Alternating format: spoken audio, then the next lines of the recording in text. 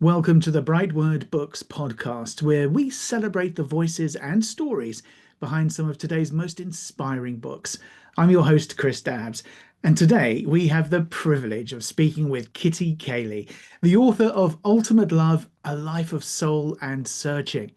In this profoundly moving memoir, Kitty shares her journey as a mother facing the unimaginable, the long illness and eventual loss of her only son, Chip, to AIDS. Now, what began as a personal tragedy became a journey of love, courage, and hope. Kitty opens her heart to recount how she, Chip, and his father shared every bit of love they could find during his illness, and how Chip's journey ultimately led to what she calls ultimate love. Beyond her memoir, Kitty has dedicated herself to helping others through volunteer work with AIDS resource centers in Dallas and Fort Worth, and through speaking engagements to raise awareness about AIDS and its impact on families. A top producing, award winning real estate broker, Kitty's life reflects resilience, compassion, and a commitment to making a difference in both her professional and personal life. And today we'll hear about her experiences, her motivation for writing this book, and the powerful message of love, healing, and hope that she wants to share with the world. Kitty, welcome to the podcast. It's wonderful to meet you. Great. You too, Chris. Thank you. Fantastic. Well, look, your book, Ultimate Love, A Life of Soul and Searching, it's really deeply personal and it's a reflection on love, loss, and faith. I mean, what inspired you to finally share your story with the world? Well, I believe it's because, well, to begin with, I need to let you know it was just, well, my son was sick, laying there dying at any time. It was suggested I do write about him. And I even mentioned that to him. And for everything you'll be hearing from me, it's in the book. I mean, this book covers everything. And it's unbelievable. I mean, I say today, God wrote that book. God knew that book was going to be written. He gave me the son. He was as he was with the challenge in life. What, oops, there went my phone. Anyhow, with the child. Now I'm not sure if I'm going to be on this phone or just here where we're at. No. Well, let's hope it's okay. Alrighty. Anyhow, back to um, where was I? I explained something. I say, where was I? I started from. Anyhow, it's his whole life story, and like I say, it's God's doings. And I think the most important part is his whole life and his character, the way he was. I mean, as a little boy growing up into manhood, he was just always had the determination. He was very independent, did things on his own very much. But I better let and go through what you need to be asking me before I go blabber and everything. Okay, go ahead, Chris. No, no, go for it. Yeah.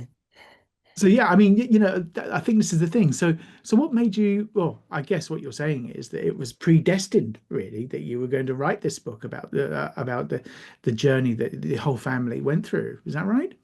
Yeah, I truly believe that today. I believe today, I believe, and now it's being realized. And anyhow, don't want to talk about these publishers, but anyhow, my book, even the title, the subtitle have been changed on it, which was not right, using its ultimate love, a life of soul and searching.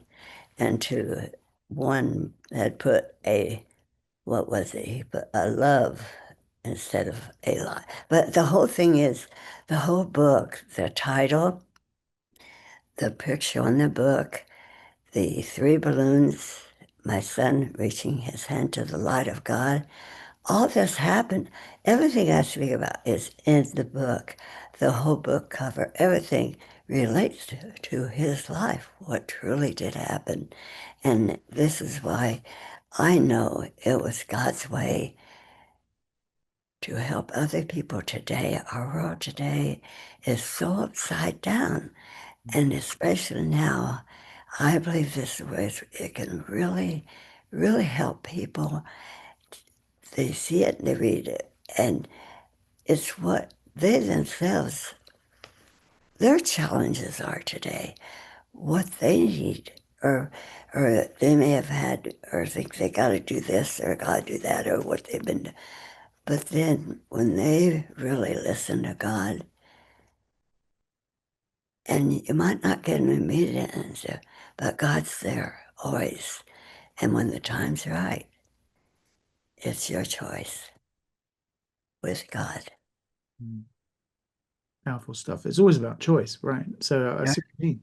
So talking about the title then, 'cause it's quite interesting, really. The ultimate love is both powerful and spiritual. Obviously, this is important to you, right?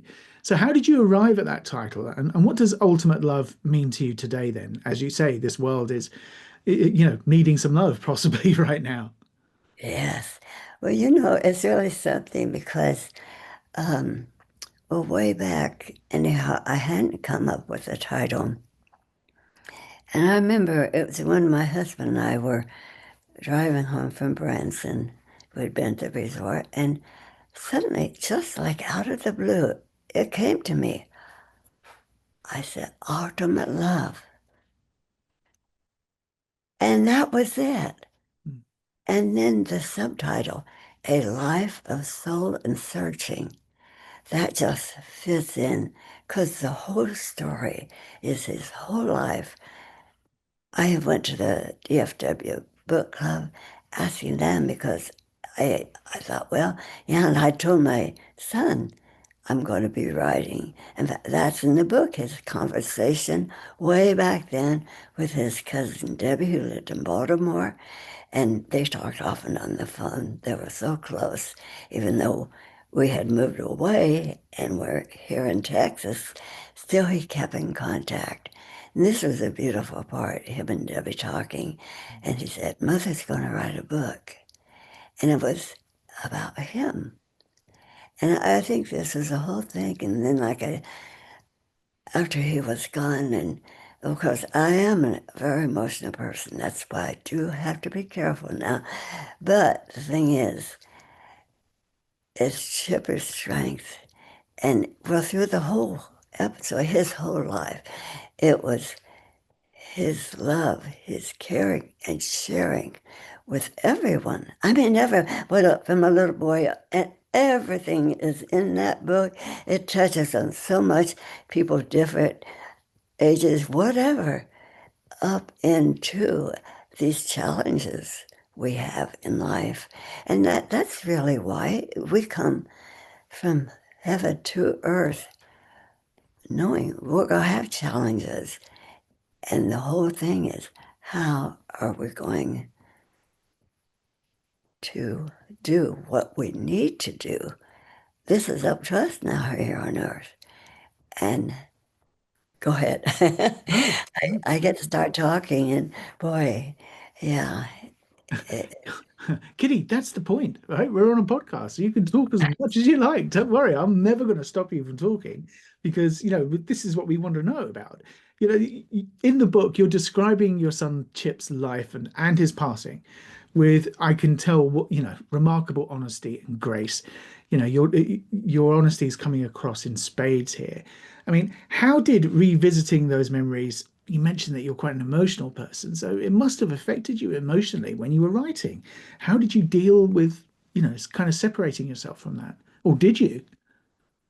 well, it's been so long ago to really remember. I, I'm, I guess I'm not really sure. I think I just knew, and I knew it took me a long time, and it had to be right. I mean, it's just, I remember I'd be working away and on the computer, and I worked for months. I was 13 months working on this book, day and night. I seriously, and it was so important. And the beautiful part is, you know what?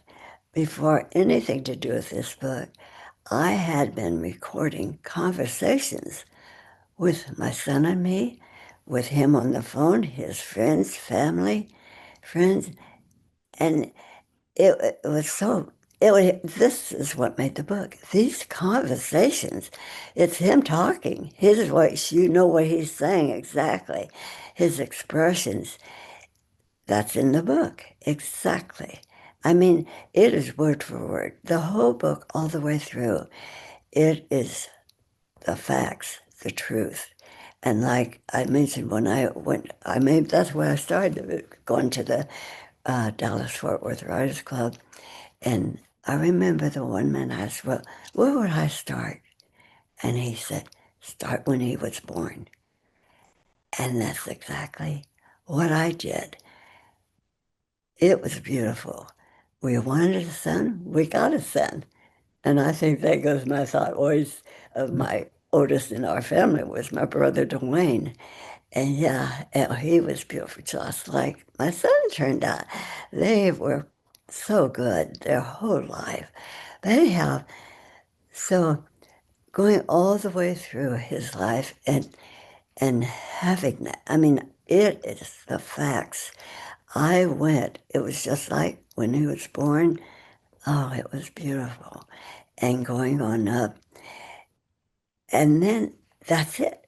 As time went, and maybe that's why it took so long, because it had to be just right. Because I wanted to be right for Chipper, number one. And of course, knowing always he was with God. And this is what's so beautiful. Excuse me. It starts out with his birth, goes all the way through the facts. Oh, how things were back then when it came to the AIDS part, the devastation, the reality of life as it was. It's in there exactly. And it's his reactions and the devastation and and there's anger and there's love and there's care, a little bit of everything. Mm. And I think that it's like at one time Chipper says to me, he says, Mother, he says, you know, he knew he was dying. He says, Mother, he said, I've had a good life. He says, I've done more than a lot of people that live to be real old in life. I've really had a good life. And I say, Chipper, that is because you always made the best of things, both the good and the bad. And that all comes out in the book. His father, how it was so beautiful and he was so good. And well, when he was a little baby boy, and he'd hold him in his arms and talk to him, and how we're going to go fishing and hunting together, and we'll build a tree house, and we're even going to build a car together. Well, his dad did all this as he was growing up and into man. This comes out in the book. And this, of course, Chipper, you think, I've always said, even before the book, the most important time of every child's life are those first 5 years. What is his surroundings, what he sees, what he hears, that's his foundation. And people say, oh, Kitty, they're just little babies, little kids growing. They don't know. They're just kids. I see that in kids today now. I love all kids. It's at church, in the stores, everywhere. The visitors, they come to my home with their little ones. Well, they were little at one time, and now here years later, these are kids, are adults today. They're beautiful. And this is the whole thing. It is just what we do with our lives. And today, and back then, this lifestyle, it was what I call closet cases. I mean, there are darn good people out there, regardless. You don't choose to be gay. Nobody does. No one chooses this. It's what happens in their life, and they become this way, not by choice. And again, everything I'm talking about, I do write about in the book.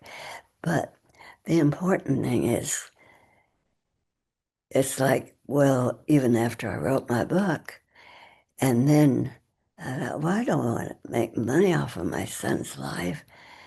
And anyhow, when I went to the Dallas bookstore, and William Weber and it was his bookstore at Crossroads, and anyhow, we ended up getting together talking, and anyhow, next thing I know, we walked down the street in the next block where the food pantry was just starting for these people. And the thing was, he introduced me to Craig Hess. And from then on, it wasn't planned. Nothing was really planned. And then next thing I know, and I was talking with the different people there. And in the next 22 years, my life was working with these people, not only the individual who was sick and had this trauma to be dealing with, but with family, friends, the good, the bad, the hate, the anger, the stigma on AIDS back then. It's a gay disease, a gay elimination. It was terrible. I mean, this is what they had to deal with. And today, yeah, the good part is they get AIDS, even though I say there's no reason, but, and I tell in the book, my thoughts, my reason, but you, most important, need to be honest, dignified. And what you do behind closed doors is nobody's business, that's private, but what you do out in public is important. How you are and the person you are. And this gosh, I'm so proud of my son because he was always dignified and good, thoughtful, thinking of you, not just mother, but you. Even when he was on his deathbed at any time. And you know what? He kept coming back though. He didn't go. He overlived. In fact, in my book, there's 27 chapters, and each of those titles tells something. And the pictures in the beginning of the book and underneath, I relate that to the chapter. It's things like this that were so important. And this, in talking about my son and all this, I'm relating it to you, to each one of you out there, your life. What are you doing with it? You know, I said, you either live God's way or you live Satan's way. And that's really what I believe. And you can always come to God. He's right there welcoming you. God is most important, most important. I think that's the thing, though, isn't it? It's having something to sort of rely on, as it were, and people's faith is something, in these times of great stress and upset. It's something that's great. In moments of loss, many people feel isolated, and that really helps. So, is that the message that you'd like readers to take away about finding hope and connection, through pain, but also through faith and thinking about the good things? Because you sound like you're a very positive person in terms of how you relate others to the story, right? Your son, you always mention that people are beautiful. You mentioned that people are in a positive way. So, do you think that that's kind of the way to handle loss, or have you always been like that? Yeah, I really, it's kind of like I say, Chip and me are so much alike. And and I give credit, of course, and here again, the immigration problem we're having today. That relates them in my book. And the beautiful part, I give credit to this. I was married to a Chinese man, and to this day, I said, he is the most beautiful, good person in my life with everyone. And that was Chip's character, just like him. It's all in the book how when our restaurant, we had Mark Shangri-La, and he was a programmer, and we all grew up, I guess, as workaholics. Even there, Chipper was in the book. It just not planning of anything after school. He'd come home to the restaurant, not home, but to the restaurant, and be doing his homework. And next thing I know, he was up just like Hank relating with the customers. They love it. I love both of them. Yeah. Just their relationship, the invite, the caring, the sharing. And then next thing you know, Chipper's, we got so busy, Chipper's in the register. I had no idea at his young age he could do such a, but he did no mistakes, no problems. And the people loved him. That was just as a little boy growing up into manhood. That was Chip. And I give all that credit because those important good years, and they tell us all there's a relationship of his own dad and how he was such a good, beautiful dad. And then once he wanted a legal separation, wow. Anyhow, that's how that came about was a surprise to me.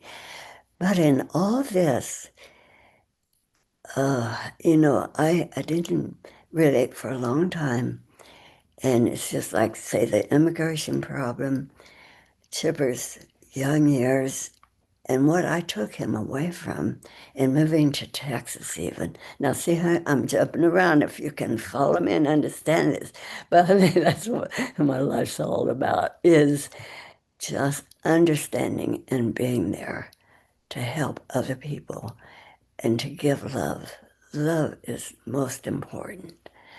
And, geez, there I go. I traipsed off and it's getting back.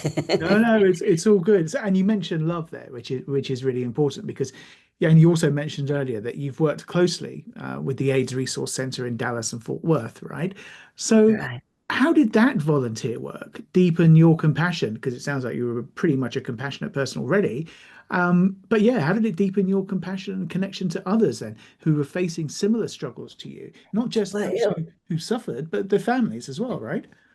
oh, exactly, because it touches everyone, Mm. whether they have the stigma and what the beautiful part. I saw each of them, and I became so close with them. It's just like later on, well, then when the quilt came to Dallas, and Jerry Lynn at that time, anyhow, was in charge and take care of that. And then he probably within the next year gives me a call. He says, Kitty, he says, I want you to be at Caring Friends. This is what he opened up for what people weren't getting at the food pantry. They could come to Caring Friends and have their meal and the things they weren't able to get there. We had for them there. This was the whole method. And the good part about it was me and Geraldine said, I want you right out front talking with people. And that's what was so important because each one of those, they meant so much to me. And they're beautiful people, regardless, even though they are sick and they know their challenge in life, but it's the way they are. They are beautiful, inside and out, each one. And I've got on my webpage, kittycaley.com, I've got the most beautiful testimonials on there. People that have read my book, their thoughts, how they felt, how it helped them, or even their losses. Mm. My good friend Esther speaks of her son and him being in a car accident. And yes, regardless, no matter how they go, it's the heartache and the loss. And it hurts. But with knowing them what they were while they were alive with us, the same as all these individuals, which I was working with for all these years, that is what was important, was them. Being there for them, listening to them, and knowing where they were going to a better place. And that is the beautiful part about it, is where we do end up. And that's what goes back to my book. It starts all the way through and all this, and then what I did later, but then back to the book itself. How the last chapter, Chip had said to me one day, well, he legally, and see, here's another thing. He legally, rightfully went to court and changed his name. His birth name was Emery Dale Twig, but he became Brandon T. for Twig Williamson. And this is the beautiful part. It, my marriage with my husband, it tells about that. We really stayed together with kids. Years went by, and our other marriage, what happened? He goes overseas. I moved to California, and all in all, and 20 years later, we're back to married again. And the whole beautiful part is in Chipper, there was with my marriage, they say plural. They say, "Oh, marriage is Kitty." Yeah, but it's what happens in life. I never thought that first marriage would ever end. Mm. There was no reason. And even this last marriage, we had, I don't know if I should relate this part. We had, I always wanted to go on an anniversary. Well, we didn't make it to the silver anniversary, 25 years, but it ended. It did end. But there was a reason, and it shouldn't have ended, but things do happen in life.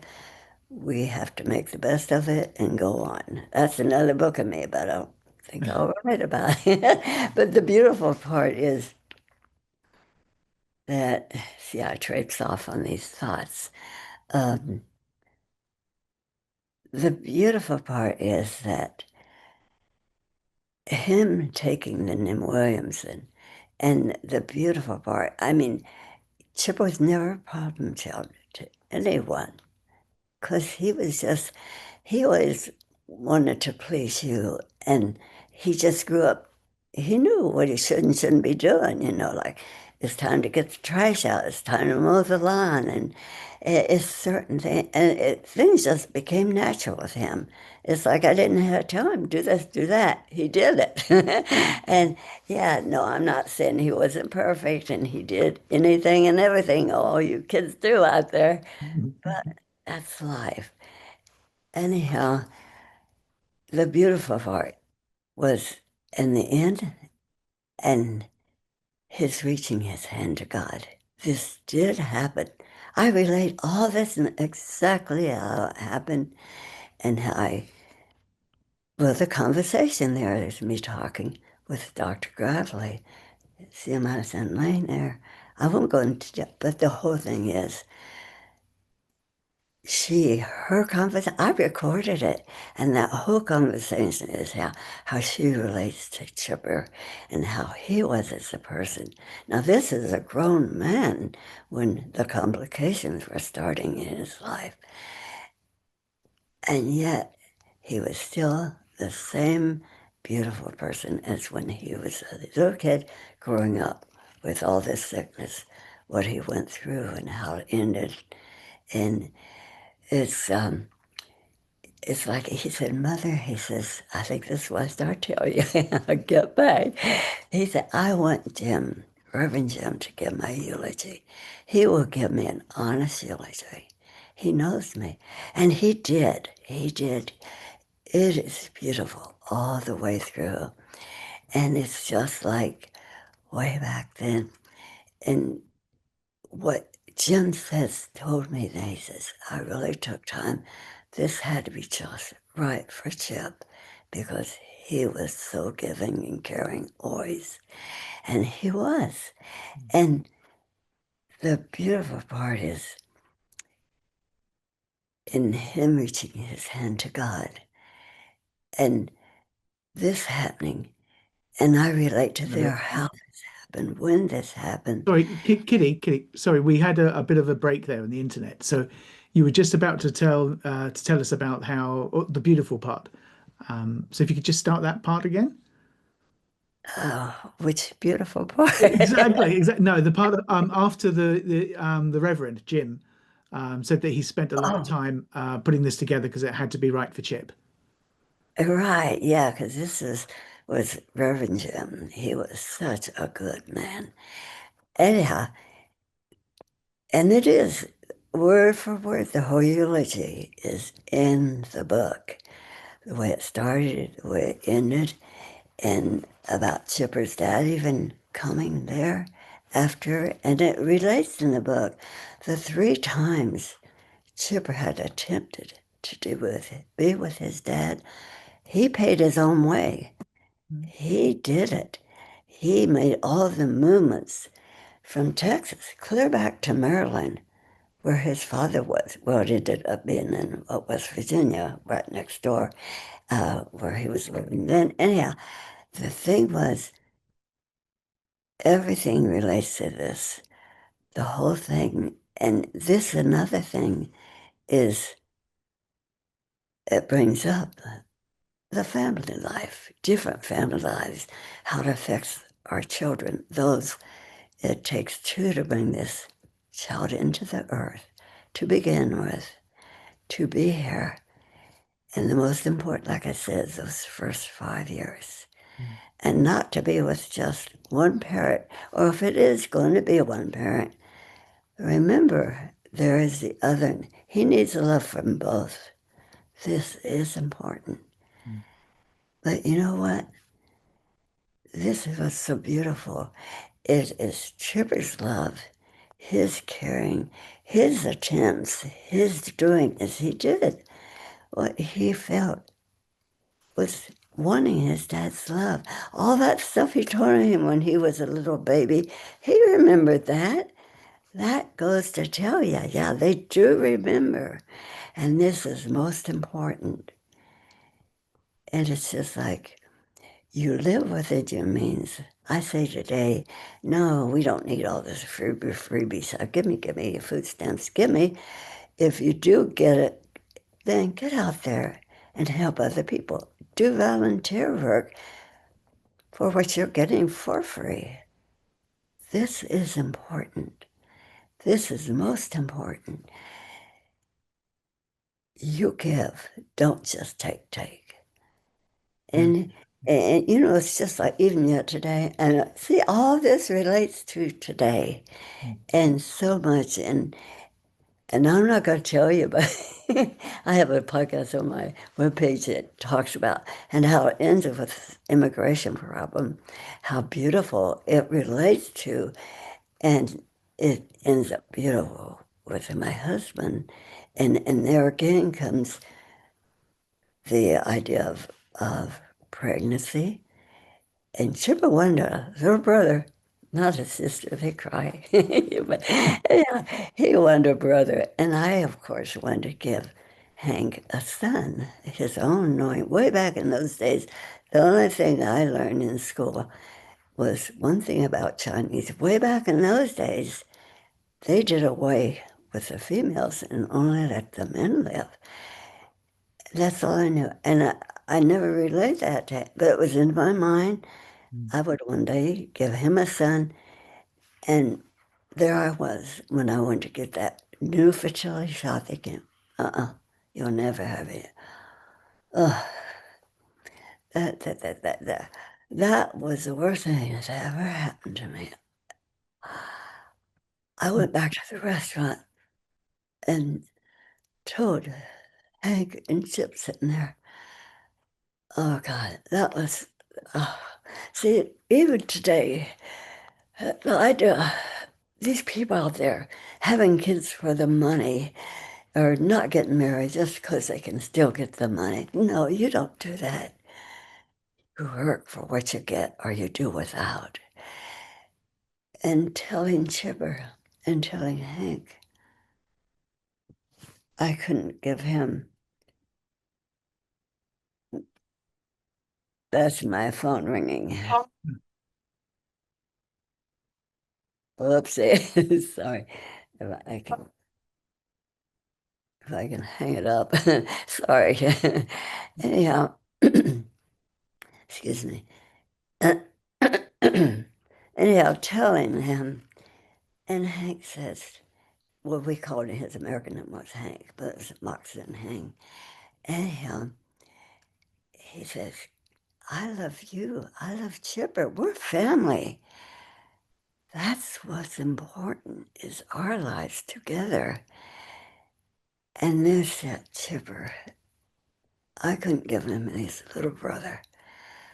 Well, okay, life goes on, but that did in our marriage. But then that, yeah, I didn't want the divorce. Hank didn't want the divorce, but it happened. And see, here I'm going into things traipsing off, but I think maybe it's needed for other people to give thought to what, yeah, we all have these ups and downs in life, our challenges. It's what we do with them. It's gone back to Chipper his whole life. What he did as a little boy growing up into manhood, I am so happy and so proud of his choices he made, how he did, how he accepted his heartache. And I think I started that way back, not realizing was his heartache really began at the age of 3 years old. At such a young age. And I really was relating it to later after his dad got the legal separation he wanted. And I believe he thought, well, legal separation, he'd do his thing, what he was doing, living his life the other way, and then he'd have his wife and his son back someday. And maybe that would happen. But with me ending up in a car accident, and that's in the book, how that was for Chipper, and how at that time, no, we didn't go back together. And I think there was a heartache for his dad, maybe. And how it's once he married again, Chipper was out of his life. Even though he made those attempts, he did it at a phone call first at 11 years old. He's waiting for that phone call all day, never going outside, just waiting. And I put him to bed that night. How it was, oh gosh, yeah. And then again at 14, he actually, with my knowledge, of course, took himself out of school, bought his own ticket because he was working. He started working at a young age, not having to, but he enjoyed it because it was a love of working with people, sharing and caring for them into manhood. Anyhow, he bought his own flight ticket, went back to be with his dad, and it tells about what happened at that time. And then years later, his final attempt, when he bought a new MGB, and he calls his dad. Yeah, and he wanted to bring a friend back. No, just you. Well, he did, clear from Texas back to his dad. And it's all about that. But see, all this relates. It's, I believe, really not today. What I'm talking about, what the book is all about, relates to today, to you, to every one of you out there in different aspects of your life. This is what's most important today. What we, each of us, are doing with our lives, with God. God is there with us, and it is only up to us with God. And Kitty, do you know what, right? We've run out of time, and that was a perfect way to finish. So Oh, wow. We had so much more to talk about, didn't we? And I yacked so much. great to continue And you were talking, so. but wow. But listen, thank you everybody for listening and joining us on this episode of the BrightWord Books podcast. Kitty Caley's story, as you can tell, is a poignant reminder of the strength of the human spirit the depth of a mother's love, and the ways in which personal tragedy can be transformed into purpose and outreach, as you did, Kitty, when you're volunteering and everything else. So, An Ultimate Love, a life of soul and searching, as we've heard, is more than a memoir. It's a testament to resilience, to advocacy, and the enduring power of love. And to learn more about Kitty, her volunteer work, or connect with her and her book, visit www.kittycaley.com. And be sure to subscribe to the BrightWord Books podcast so you never miss an episode featuring authors who are sharing meaningful, life-changing stories just like Kitty. So until next time, thank you for listening. Keep exploring stories that inspire, and remember the impact one life and one story can have on the world. Kitty Caley, it's been marvelous to talk to you today. I'm so glad we've met, and I hope that we can speak again in the future. Take care. Thank you. Thank you, Chris. Thank you.